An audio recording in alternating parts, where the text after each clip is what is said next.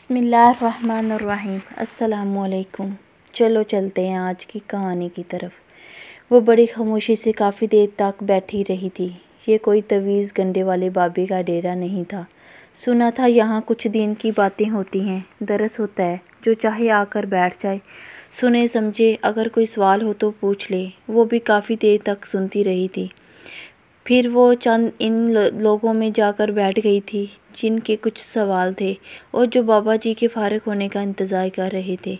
मेरा कोई सवाल तो नहीं बाबा जी, बस ये कहना था कि लगता है जैसे कुछ रख कर भूल गई हूँ, खो बैठी हूँ। अपनी बारी पर उन्होंने बड़ी अदासी से कहा। वहाँ अब वो दोनों अकेले ही थे, बाकी सब अपना अपना सवाल पूछकर जा चुके थे। कोई सवाल उन्होंने बड़े इत्मीनान से पूछा। चीज़ नहीं, बस मेरे अंदर कुछ चला गया है, जैसे बड़ी दूरी पर आ गई हूँ जी। बड़ा रोना आता है, दिल करता है, दुखी है, पता नहीं, मैं बड़ी बुरी तरह से फ़ेल हो गई हूँ। फ़ेल होने का एहसास होता है। बाबा जी ने गौर से इनकी आंखों में देखा।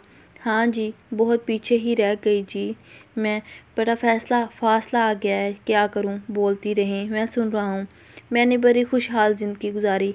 जवानी में बड़ी खूबसूरत थी, 20 साल की थी जब अच्छे ख़ानदान में शादी हो गई। ससुराल में भी राज किया, दुनिया जहाँ की नेमतें मिलती रही। ऊपर तले 4 बेटों की माँ बन गई। ख़ानदान भर में मेरी खुशकिस्मती मिसालें दी जाती थी। जैसा चाहा पहना, जैसा चाहा खर्च किया। एक बेटा डॉक्टर बन गया, एक ने अपना बिजनेस स्टार्ट कर लिया, एक पढ़ने के लिए बाहर चला गया, एक सरकारी मुलाज़िम हो गया। अल्लाह ताला बहुत मेहरबान रहा आप पर माशाल्लाह। मेरी नंद की बेटी थी, निकाह के बाद घर बैठे ही तलाक हो गई। रुखसती नहीं हुई थी। बच्ची बड़ी खूबसूरत, सलीकामंद, 5 वक़्त की नमाज़ी थी। जिससे निकाह हुआ था वो ज़रा मॉडर्न था। 1-2 बार बच्ची से मिला तो इनकार कर दिया कि ये तो बहुत मजहबी है।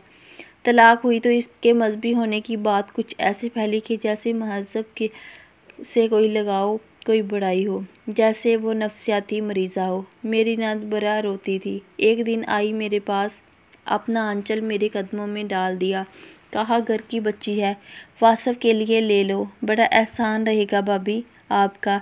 मैंने इनकार कर दिया। कहा बेटा कहता है डॉक्टरनी से ही शादी करूँगा। वासफ़ को समझाएंगी तो वो समझ जाएगा। आपकी बहुत सुनते हैं सब बच्चे। तुम जानती हो ज़ुबैदा, आजकल के बच्चों को माँ बाप की एक नहीं चलने देते। आप बात तो करें वासफ़ से। वासफ़ से मैं बात क्यों करती, जब शादी ही मेरी पसंद से होना थी। मैंने वासफ़ को कानो कान खबर नहीं होने दी और हफ्ते के अंदर अंदर एक डॉक्टर लड़की से इसका निकाह पढ़वा दिया। नंद से कह दिया कि लड़की वासफ़ की क्लास फेलो थी। दोनों एक दूसरे को पसंद करते थे। आपको अपनी नंद पसंद नहीं थी, यह इनकी बेटी डॉक्टर बेटे की माँ थी। मैं बाबा जी बीए पास, तलाक याफ्ता लड़के को कैसे अपने होनहार बेटे के लिए बहू बना कर ले आती। बेटा मेरा चांद का टुकड़ा, इसकी पेशानी पर ग्रेन कैसे लगा देती। बच्ची शरीफ भी नमाजी थी। ये नहीं सोचा आपने, तब नहीं सोचा, बाद में बड़ा सोचा कि नंद कैसे बिलक बिलक कर रोती थी। घर बैठे बैठे पाकबाज बेटी को दाग लग गया था। अगर मेरे पास हाथ जोकर आ ही गई थी तो कुछ लाज ही रख लेती। हाँ, रखनी चाहिए थी लाज। सर में तकब्बर और बड़ाई का बूझ सवार होकर शरीफ और नेक लोग अच्छे ही कहाँ लगते हैं। नमाज़ें पढ़ना, पर्दे में रहना, दीन का लिहाज करना, दुनिया को हाथ से जाने देना, ये बातें अब कहाँ अच्छी लगती हैं बाबा जी। बेटा मेरा शेर जवान, ऊंचा लम्बा कद, अपनी क्लास का सबसे लायक स्टूडेंट। मेरी नाक पर नंद की बेटी कहाँ चढ़ती थी। अल्लाह से डरने वाले लोग किसे अच्छे लगते हैं बाबा जी। मुझे भी क्यों अच्छे लगते। मैंने तो अपने डॉक्टर बेटे के लिए ऊंचे ख़ानदान की लड़की ही ढूंढनी थी। मेरे बेटे के साथ चलती तो दुनिया देखती थी। वो रुके न जाने सांस लेने के लिए या गीली आंखें पूंछने के लिए। 2-4 साल रिश्तों के लिए बड़ी नंद बड़े खुआर हुई, फिर एक बड़ी उम्र के आदमी से बच्ची की शादी कर दी। बेटे की कम नसीबी का रोग इसने कुछ ऐसे दिल से लगाया कि दिल की मरीज़ा बन गई। साल भर ही फोत हो गई है। मुझे इससे क्या। दूसरा बेटा जो अपना बिजनेस करता था, इसके लिए मेरे शोहर जमील के एक दोस्त ने रतन अपनी बेटी का कहा था। 5 बेटियों के बाप थे। फ़याज़ साहब मामूली जॉब करते थे। घर भी किसी गंदे से इलाके में था। मेरे शौहर का बड़ा प्यार था इनसे। घर में कोई तकरीब होती तो बस यही कहते रहते कि खाना पैक कर दो, इनके घर दे आऊँ। मुझे बड़ी चिढ़ थी फ़याज़ साहब से। जिस दिन जमील ने इनकी बेटी का जिक्र किया तो मैं चढ़ गई। ऐसे हथेरे हैं मेरे बेटे के, कोई भी मुंह उठाकर रिश्ते के लिए कह दे। मुझे पता था ऐसे तो वासिफ के अब्बा बास नहीं आएंगे। मैं राज़ी राज़ी होकर चली गई बच्चियां देखने। बीवी बड़ी अल्लाह लोग थी इनकी। घर छोटा था पर सुकून बहुत था वहाँ। कोई अफरा तफरी नहीं थी, लेकिन मुझे बड़ी नफरत सी महसूस हुई।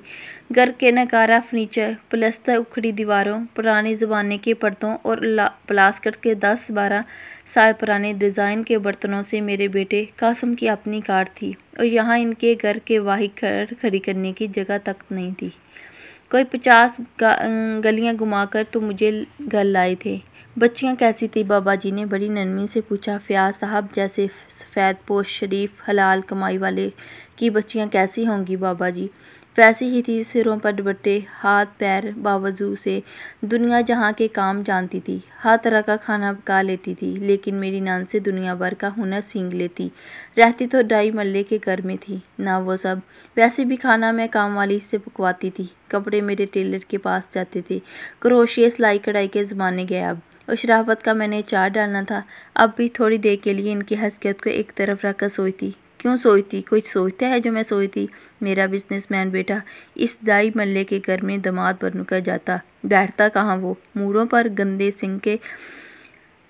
संदे बर्तनों में खाता। क्या कहता माँ ने किस घर का दामाद बना दिया? बेटों की तरबियत भी तो आपने ही की थी। आप अगर इन्हें समझाती तो वह समझ आते। फिर बच्चों के अब्बा भी तो इसी घर में आते जाते रहते थे। फ़याज़ साहब वो दोस्त थे इनके, वो तो पागल थे। कहते थे ऐसी शरीफ बच्चियां आज के ज़माने में मिलना मुश्किल है। एक बच्ची तो हाफ़िज़े कुरान थी। ठीक है, दीनदार होना अच्छा है, लेकिन अब कोई ज़बरदस्ती तो नहीं ना? हाँ, ज़बरदस्ती ही तो नहीं। 2 घंटे वहाँ बैठकर मैंने कुछ ऐसी बातें की कि वो बड़ी शर्मिंदा नज़र आने लगी। फ़याज़ साहब की बीवी और बच्चियां, एक बच्ची तो शर्म से आंखें ही नहीं उठा पा रही थी। एक उठकर ही चली गई। जो समोसे, चार, बिस्किट में सामने बड़े फ़ख्र से रखे थे ना, अब वो खुद ही इन्हें चोर नज़रों से देख रही थी। फिर नहीं इसरार किया कि भाभी जी खाएं ना, ये कबाब लें, चाय ठंडी हो रही है आपकी, लेना। अच्छा किया उन्होंने, बहुत अच्छा किया उन्होंने। वो गहरी सांस लेकर रह गई। कासम की शादी मैंने अपनी पसंद के लोगों से में कर दी। जमीर साहब फिर किसी दोस्त की बेटी का रिश्ता ना ले आए। आजकल कासम अपने बंगले में अपने 3 बच्चों के साथ बड़ी खुशहाल ज़िंदगी गुजार रहा है। इसकी बीवी एक बहुत बड़े चैनल में न्यूज़ कास्टर है, बहुत पढ़ी लिखी है।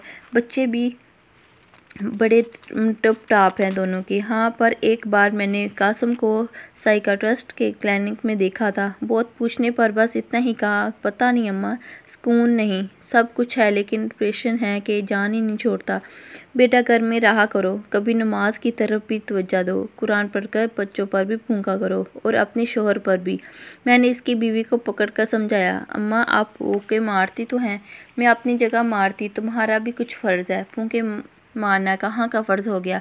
वो हंसने लगी। पढ़ी लिखी है ना, बहुत दलीलें बहुत देती है। वैसे मेरा बहुत एहतराम करती है। बाबा जी घर चली जाऊँ तो छुट्टी ले लेती है। ऑफिस से बच्चों को भी कहती है दादी से मिलो, दादी के पास बैठो। ये तो बहुत अच्छा है, आया जाया करें वहाँ। हाँ, वो मैं चली तो जाऊँ, लेकिन बाबा जी वो फ़याज़ साहब की बेटियाँ मुझे वहाँ जाकर बड़ा याद आती हैं। मेरा दिल बहुत बड़ा घबराता है जी क्या चाहता है कासम के घर से चली जाऊं।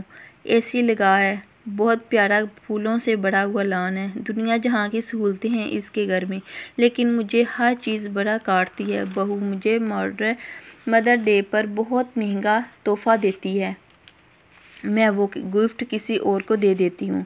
एक बार तो कामवाली को दे दिया था। इसे पता चला तो वो बुरा तो मानेगी, लेकिन वो मेरी बात भी नहीं मानेगी कि इसकी दी हुई चीज़ें मुझे काटती हैं, हुलाती हैं। मुझे रोना आता है कासम के घर जाकर फ़याज़ साहब से मिलने। 5 बच्चियों को छोड़कर वो मर गए थे जी। जमील ने इनकी कफ़ालत करनी चाहिए, पर जो कुछ मैं इनके घर कह कर आई थी ना, उन्होंने कहा मर जाएंगे, अमदाद नहीं लेंगे। जमील ने मेरे आगे हाथ जोड़ दिए कि जाओ, कुछ क्या सुन लिया है तो माफ़ी मांग लो। छोटे शिजायत के लिए किसी बच्ची का हाथ मांग लो, मरने वाले की रूह को करार आ जाएगा, लेकिन मैं क्यों किसी मरे हुए की रूह के करार का इंतज़ाम करती। बाबा जी लोग क्या कहते। बेटा पढ़ने बाही गया और माँ ने पकड़कर चोरे चमारों में रिश्ता कर दिया। शिरायत से बात की है मैंने कनीज़, वो कहता है अगर अच्छी लड़की है तो हैसियत को ना देखें।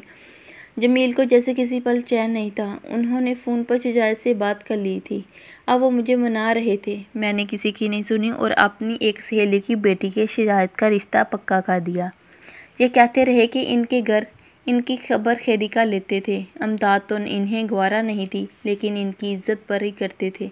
100 बार कहते कि कोई काम हो तो बताएं, लेकिन वो जवान जहान बच्चियां बिजली पानी के बिलों के लिए अकेली धक्के खाती रहती। लेकिन अंकल जमील को जहमत ना देती, अपने लिए नौकरी ढूंढती, सिलाई मशीनें चलाती, लेकिन इनसे ना कहती कि 2 महीने का बिल नहीं जमा करवाया, कुछ पैसे आधार दे दें। गैस वाले गैस काट के चले गए। माँ बीमार हो गई, इसे दमा हो गया, इतने टेस्ट करवाए।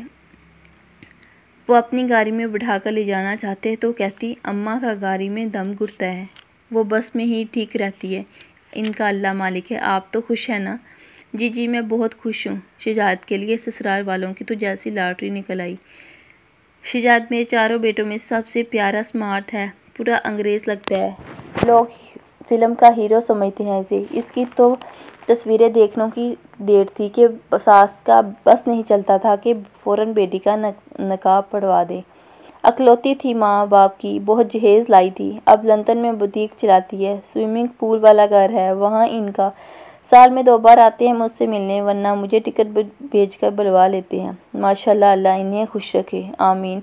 मैंने बड़ी जद्दोजहद की अपने बेटों की तरक्की के लिए। इनकी बड़े से बड़े घरानों में शादियाँ की ताकि ससुराल में इन्हें आगे बढ़ने में मदद दे सकें। इनके लिए एक से एक पढ़ी लिखी खूबसूरत लड़कियाँ ढूंढी। माशरे में बड़ा मकाम है मेरे बेटों का। लोग झुक झुक कर सलाम करते हैं। वाकई आपने जद्दोजहद तो बहुत की, बेटों की माँ थी ना आप। अब जमील साहब तो मेरे कामों में बिल्कुल नहीं बोलते थे। नमान के लिए भी एक लड़की पसंद कर ली थी। हैसियत हमारे बराबर तो नहीं थी, लेकिन चले बस गुजारा था। यतीम थी, माँ ने दोबारा शादी नहीं की थी, मामू के पास रहती थी। मैंने बात पक्की कर दी। 3-4 मुलाकातें हुई तो मैंने गौर किया कि लड़की अपना बायां हाथ नहीं हिलाती। थोड़ी तहकीक की तो पता चला कि लड़की का हाथ बचपन से ही ऐसा है, कुछ पकड़ो कर नहीं सकती थी इससे, पकड़ वकर नहीं सकती थी इससे। वो गैर महसूस एक तरफ लटका रहता था। मुझे बड़ा गुस्सा आया कि एक तो मुझे लोली लंगड़ी बेटी दे दी, फिर ये बात मुझसे छुपाई भी। इसकी माँ बड़ा रोई, बेचारी कहने लगी कि बच्ची ने बाप के मरने का बड़ा गम किया था, फालज हो गया था, हाथ बेकार हो गया। जो आता है हाथ की वजह से इनकार कर देता है। मैं बाई के घर पड़ी हुई हूँ, जल्द से जल्द बच्ची के फर्ज से सबकदोश होना चाहती हूँ। अब वो क्या चाहती है मुझे क्या मतलब बाबा जी। जहाँ 3 बड़ी बूहें नगीना थी, वहाँ ऐसी वैसी लड़की कैसे ले आती। फिर हैसियत में भी कम थे वो लोग। माँ मर जाती तो लड़की को कौन पूछता। मेरा नुमान ज़रा सा मजहबी है, बड़ा सख्ती से कहता था कि इसने मेरे लिए बाबियों जैसी मॉडर्न बीवी मत लाइएगा। बस इसी चक्कर में मैं फंस गई। और इसी घराने में जो अमीर थे, इनकी बच्चियां बड़ी मॉडर्न थी। यहाँ शराफत थी, वहाँ हैसियत नहीं थी। भी ये हाथ का मसला। जिस वक़्त मैं इनकार करके ड्राइंग रूम से निकल रही थी, इस वक़्त आंसू पूछते हुए इस लड़की ने बड़ी बेबसी से कहा था, मेरा तो एक हाथ बेकार है आंटी, आपका तो पूरा दिल ही बेकार है। जो अपने दिल में रहम नहीं रखता वो अल्लाह की मोहब्बत पर हक भी नहीं रखता। बच्ची ने कहा था, अल्लाह को रहम करने वाले बहुत पसंद है। गलती तो मैंने भी नहीं किया था बाबा जी। लोग क्या कहते, कैसी लड़की बहू बनाकर ले आई। क्या कमी थी मेरे नुमान में। इतना बड़ा ऑफिसर, मेरे 4 बेटे, मैं कोठी में रहने वाली, मेरे घर 4 मुलाजम, मेरे अकाउंट में पैसों की भरमार। क्या करती मैं, कैसे ऐसे वैसों में अपने बेटों की शादी कर देती। ठीक किया आपने। अब क्या चाहती हैं आप। वासफ ने बड़ी बेटी की मंगनी कर दी। इतनी उम्र हो गई मेरी, इस उम्र में क्या चाहूँगी। जब चाहती हूँ लंदन पहुँच जाती हूँ। हर साल एक उम्रा करती हूँ, 3 हज कर चुकी हूँ। हर साल लाखों रुपया ज़कात निकालती हूँ। सर्दी गर्मी मुलाजमों को कपड़े बनाकर देती हूँ। रेल पेल है पैसे की, बड़ा नाम है मेरे बेटों का माशाल्लाह। यही तो चाहती थी आप, यही चाहती थी बाबा जी, और जो चाहती थी वो मिल भी गया। फिर क्या खो गया आपका? वो बच्चों की तरह दोनों हाथों को मसने लगी। गाल आंसुओं से तर हो चुके थे। क्या खो गया आपका? उन्होंने नरमी से दोबारा पूछा। अल्लाह, मेरा रब हो गया है, अब वो नहीं मिलता कहीं। तहज्जुद भी पढ़ती हूँ, हर वक्त तस्बीह पढ़ती रहती हूँ, 2 पारे रोज़ पढ़ती हूँ। ओ जी, ये जो मेरा बायां हाथ है ना, ये काम नहीं करता, कुछ हुआ ही नहीं। वासफ ने वहाँ लंदन बुलाकर टेस्ट करवाए थे। सब कहते हैं मुझे वहम है, मैं खुद ही हाथ को हिलाती जलाती नहीं हूँ। डॉक्टर भी हैरान है कि टेस्टों में कुछ ऐसा वैसा आता ही नहीं और हाथ भी काम नहीं करता। दुआ के लिए उठाएं, उठ जाएगा। सब बच्चे कामयाब हैं, होशबाश हैं, सेहतमंद हैं। इनकी सलामती की दुआ के अलावा क्या करूँ? मग़फ़िरत की दुआ। क्या कहूँ अल्लाह से? वो मुझे माफ़ कर दे। वो मुझे माफ़ ना कर चुका होता तो लोग मेरे पास दुनिया जहाँ की नेमतें क्यों होती? बच्चे मेरा इतना एहतराम क्यों करते? नुमान की बीवी मेरी इतनी खिदमत क्यों करती? मेरा घर पोते पोतियों से कैसे भरा रहता? वो मुझसे नाराज़ तो नहीं, वो नाराज़ नहीं, पर वो दूर है, मैं इसके करीब नहीं हो सकी। बाबा जी। बाबा जी ने गहरी सांस दी। बीबी, जो आपने चाहा अल्लाह ने आपको दे दिया, जैसा चाहा वैसा, बल्कि इससे बरकत दिया। अब मुझसे साफ बात करें बाबा जी, बताइए खोया हुआ रब कैसे मिलेगा? देखो बीबी, अल्लाह का भी मान होता है अपने बंदों पर। वो भी ये देखता होगा कि देखूं ये मेरा बंदा है, मैंने इसे इतनी नेमतों से नवाजा है, मैंने इस पर इतना करम, इतना रहम किया है, अब ये मेरे बंदों पर भी रहम करेगा। इसके गुनाहों को माफ़ करके मैं इस पर मेहरबान रहा हूँ, अब ये भी मेरे बंदों पर मेहरबान होगा।